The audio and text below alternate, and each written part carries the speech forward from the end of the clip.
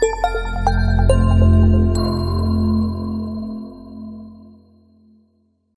it's Mike Hambright back for another Flip Nerd VIP interview show. Today I have with me Jason and Josh Spector, who are third-generation foundation company owners, and they do a lot of work with investors. More importantly than talking about the specifics of foundation, we'll talk a little bit about that because that's not a problem everywhere in the country, is to talk about working with family members and running a small business and facing a lot of the challenges that we all face as a small business. So before we get started with these guys, let's take a second and recognize our featured sponsors. RealtyMogul.com is an online marketplace for real estate investing, connecting borrowers and capital from accredited and institutional investors. Get a rehab loan fast and close in as little as 10 days. Rates start as low as 9%. We'd also like to thank National Real Estate Insurance Group, the nation's leading provider of insurance to the residential real estate investor market. From individual properties to large-scale investors, National Real Estate Insurance Group is ready to serve you. Please note, the views and opinions expressed by the individuals in this program do not necessarily reflect those of FlipNerd.com or any of its partners, advertisers, or affiliates. Please consult professionals before making any investment or tax decisions, as real estate investing can be risky. Hey, Josh, Jason, welcome to the show. Hey, Mike, how are you? Good, good. So literally, I just told you guys, this is the first time I've had two people on, so I'm not sure who to look at here, but I'm glad you guys could join us today. Yeah, thanks for having us. Glad to be here. Great, great. Well, why don't you take a second and introduce yourselves a little bit, introduce your company, but also each of you individually. I'm Josh Spector, co-owner of Line Foundation. We do foundation repair in the Dallas-Fort Worth and Houston area. And I'm Jason Spector. We're brothers, obviously. Yeah.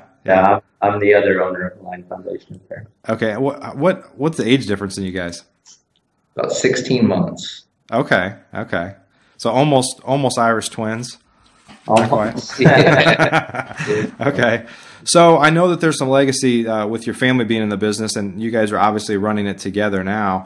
Why don't you tell us a little bit about just basically being in business together?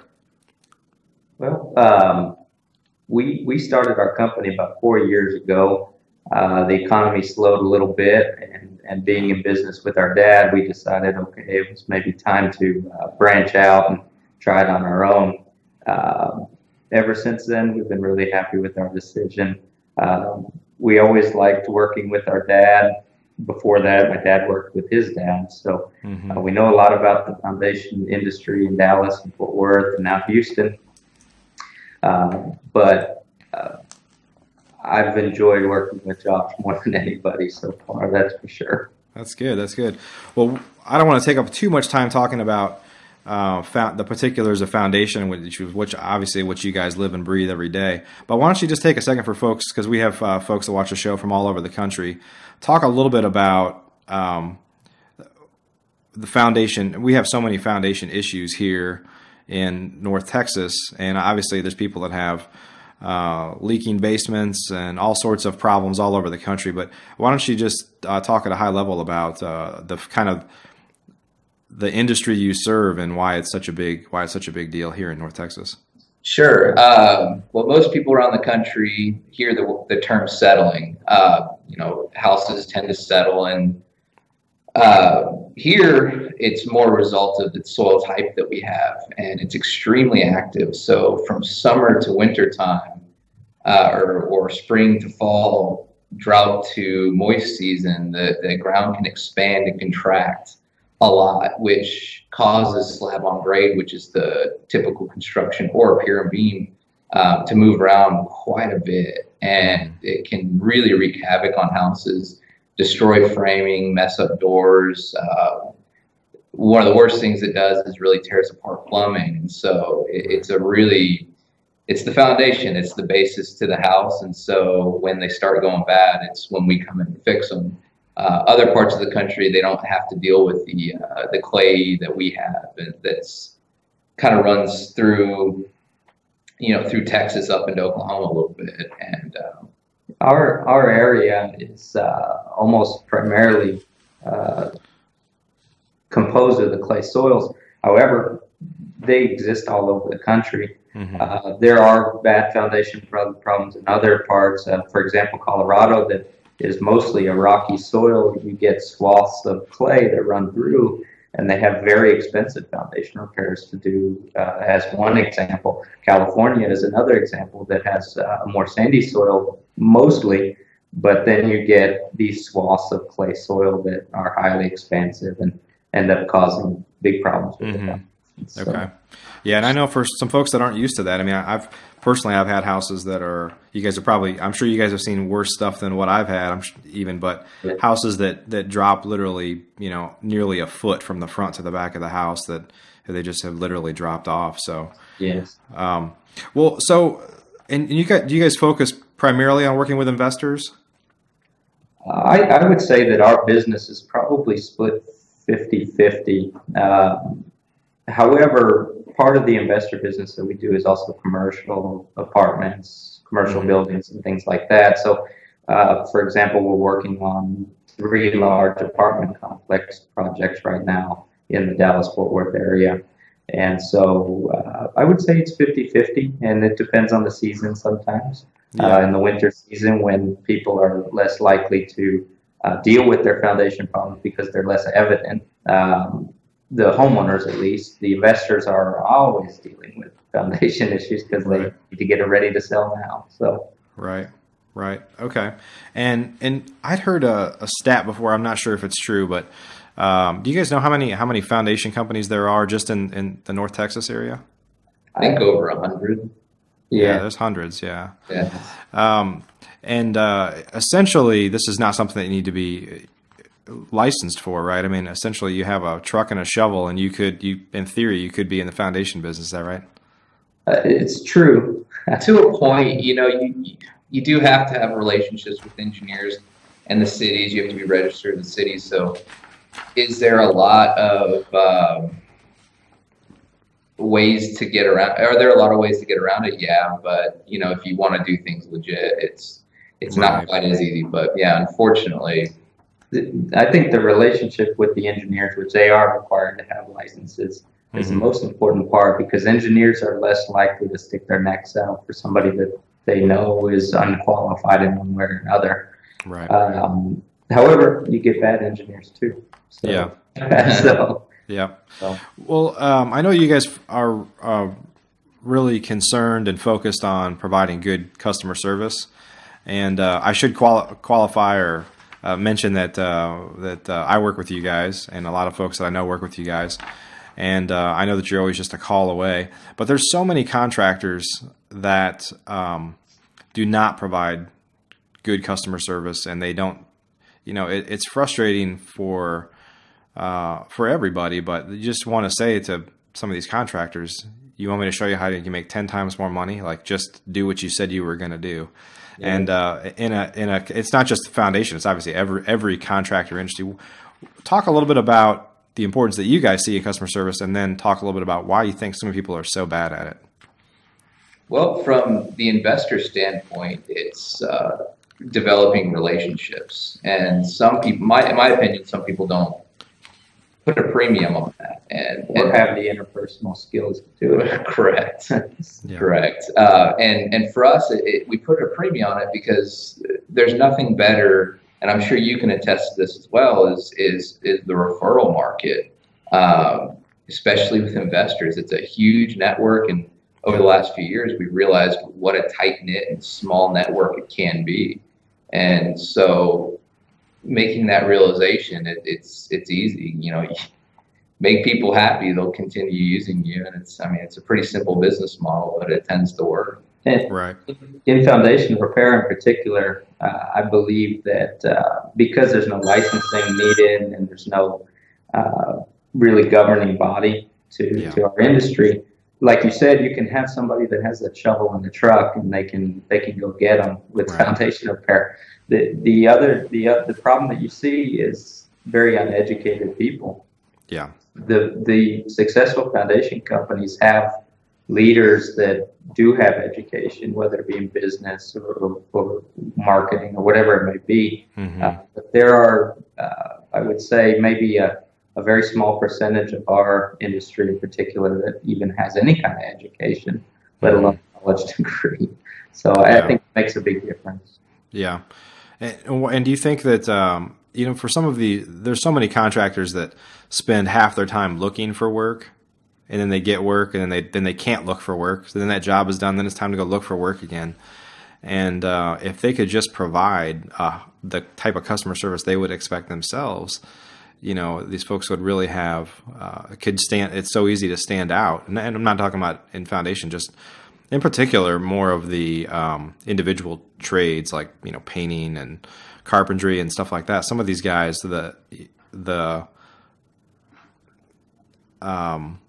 ability to do what they said they would do is just terrible. I don't quite get it. And I think it's so important because, even we're not perfect and we'll make mistakes, but the difference is we'll answer the call and we'll go fix the mistake. And I think that everybody in this industry, whether whatever they're after, whether it's just rental properties or however they're doing it, they'd rather have somebody just say, "Hey, I made a mistake, and we'll go fix it for you." Mistakes happen, and I think a lot of people have a hard time owning up to the mistakes, or I guess financially paying for their mistakes. Right. They do happen, and I think you have these very small companies that disappear, and you never hear from them again because they can't afford to fix their mistakes. Right. And one of the things, I know you guys have expanded into other parts of Texas over the past couple of years, and one of the things we were talking about briefly before the show today was, as a small business, and this transcends obviously foundations, any small business, even myself as an investor, there's always this challenge of scaling your business. And can you talk a little bit about some of the lessons you guys have learned or some of the problems you face with scaling your business? Because you tend to find things that you just don't outsource. You're like, well, I'll just do that myself. And it really limits your ability to grow. So talk a little bit about some of the challenges you guys have faced there. I think I have a family member that's a successful businessman, and one thing that he told me a long time ago was that my job is no longer to do what he's doing, the physical work or the even getting the work. My job is to surround myself with the people who can make me more money. Yeah. And that's the hardest thing for a business owner to do well. For myself, I know that I have a hard time trusting people.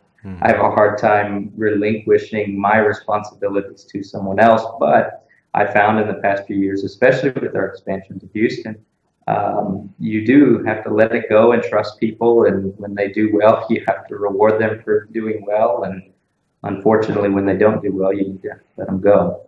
And that's been a struggle for me. I don't know about for Josh, but for me, it's been a struggle. Yeah, I want to do everything myself typically.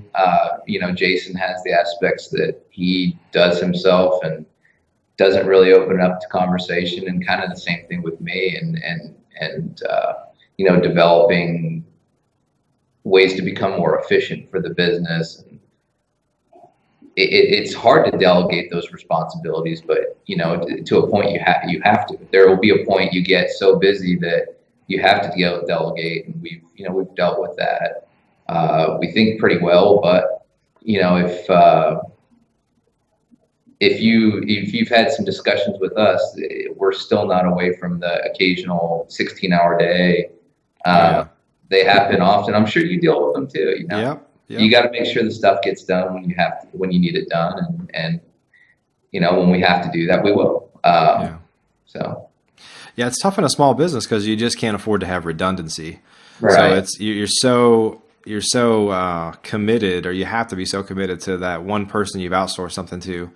And then even in my experience, I mean, academically, you say, if it's not the right person, I'm going to get rid of them and find somebody that is. But doing that is much harder said than done.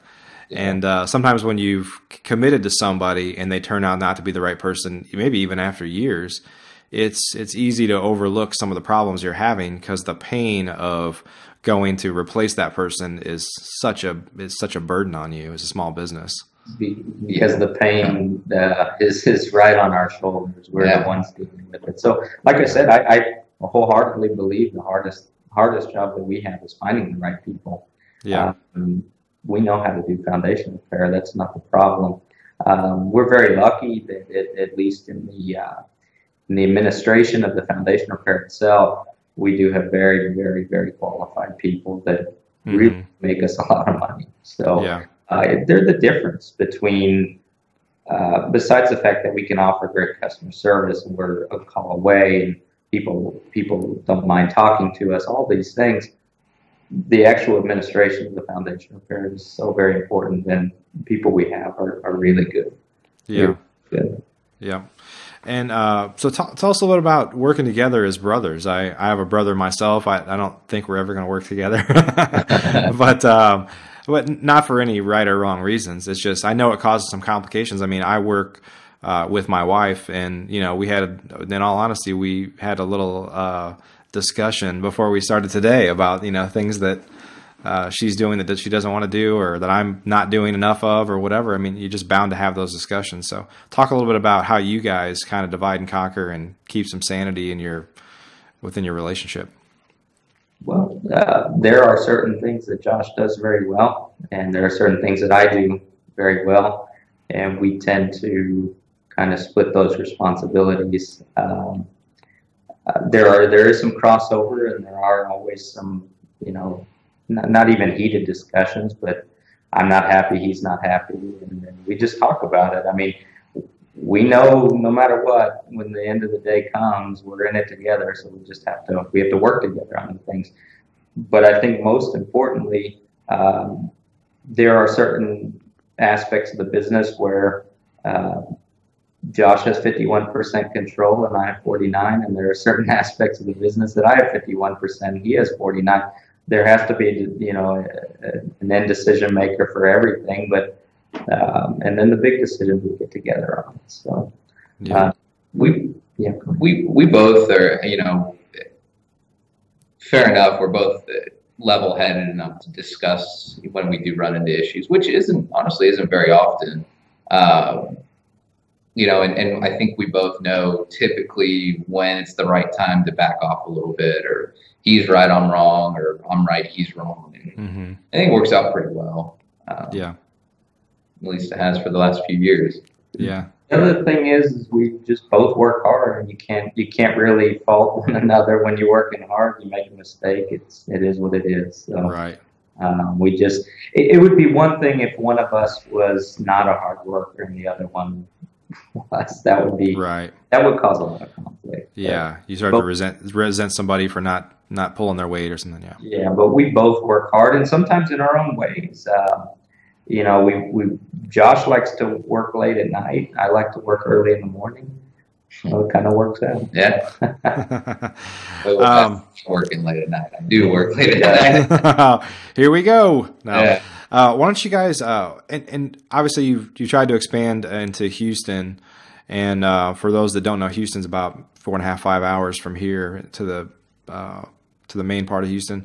So, given that there is so much fragmentation in the Dallas-Fort Worth market, for example, trying to make this relevant for people that are in all parts of the country, how did you decide to expand into a new city versus, because you probably have an extremely small market share here just because it's so fragmented, why expand into a new market versus try to steal more share here?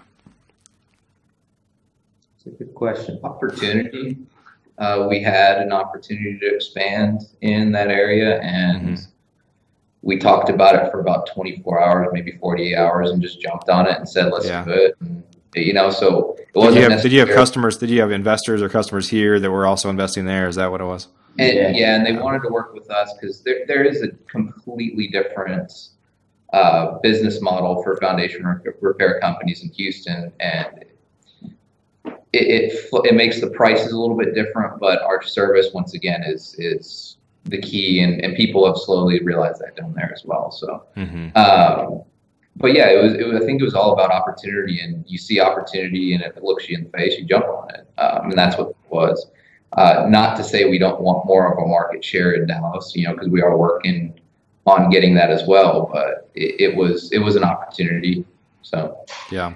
Then we will reach a point eventually in Dallas where we have our hands completely full, and at times we've been there, and it fluctuates a little bit back and forth. But you know, besides hiring a lot more people here, it may reach a point where we're satisfied with the share that we have. Yeah.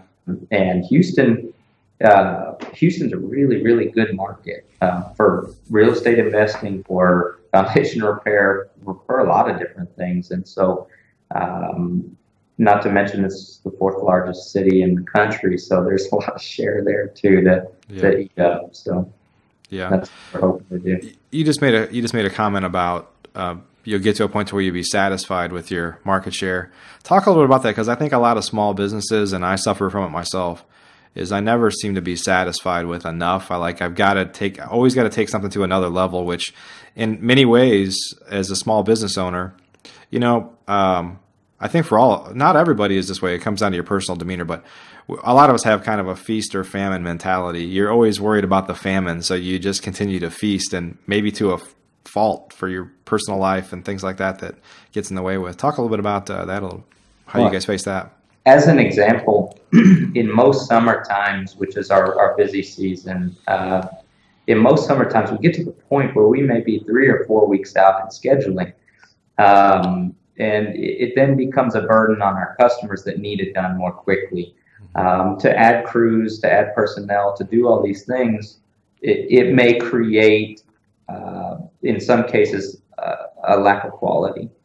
And that's something that we're not willing to trade quality for more. And so we do a pretty, what we think is a pretty amazing volume, and we're pretty happy with the volume.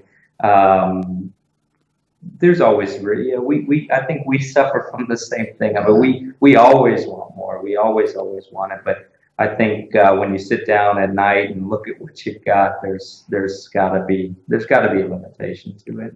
Yeah. And keep our customers happy. I mean, that really is a focus to us. If we can't keep the customers happy, then that amazing amount of work won't be there tomorrow. Yeah.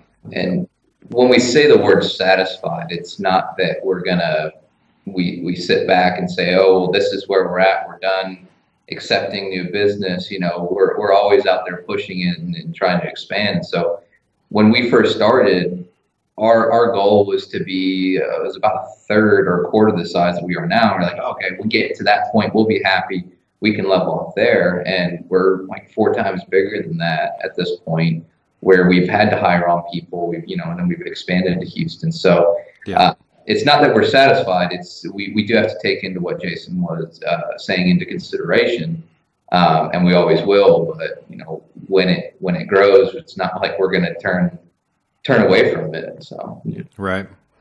For you guys, is part of the goal to eliminate yourself from your jobs, or is it just to maintain? I mean, for a lot of small business owners, that is their goal, is how can I get this thing built and set up in a way to where if I'm gone for a week or a day or a month, the business doesn't suffer. Our industry is really difficult because it can take a long time to learn what we know. And it's a really cutthroat business. So to hire people that were already qualified in the foundation repair business, it could undermine you really quickly with theft and things like that. It's a really, really kind of cutthroat business. So to eliminate ourselves from the business completely might be very difficult. In our industry, it's a home improvement industry that's extremely technical, whereas some home improvement industries are not so technical. Painters, you have a certain standard, you go in and you paint. There may be aspects of it that are more technical, but it's hard to. It would be hard to eliminate ourselves completely. I think elimination would be putting it up for sale, which we're always for sale. So yeah. Yeah, go ahead. So do you guys? One of the things that I've seen with partnerships, and not in foundation necessarily, but in all businesses, is you have the flexibility to say, hey, I'm going to go somewhere for a week or two, you take over, and vice versa. That's a little bit hard because my primary real estate investing business is primarily a partnership with my wife, but of course we travel together. So it makes it kind of hard, but I've seen partnerships that are brothers or other family members, father, son, or just, good friends that are able to just push everything off on that person for short periods of time. And of course they return the favor when they get a chance. So we do a fair amount of that. And I think we've taken one trip together in the last 4 years. So, and it was a short weekend trip, and man, were our phones ringing the whole weekend. So it kind of takes away from that trip. So it's nice when we both, he's able to leave for a vacation and I'm able to do the same thing. So it's nice at that point. I think my wife's a small business owner as well, and the amount of preparation that she has to make to leave is far greater than what I have to do to leave, only because I just say, okay, Josh, these are all the things that I need done while I'm gone. And we try really hard not to bother each other on vacation. Yeah. It still happens, but we try hard. Yeah, good. Hey, so talk a little bit about, I know that a lot of, and again, not just foundation companies, but all sorts of contractors, they either focus primarily on owner occupants, like homeowners, or investors. And I know that other contractors I know that specifically only want to work with investors. There's a lot of reasons why they do so, usually because it's easier to get repeat business. The standards might be a little bit lower in terms of, I know on my investment properties, what we try to put out a very good product, but if somebody's working on my personal home, I'm much more particular than I am if it's an investment.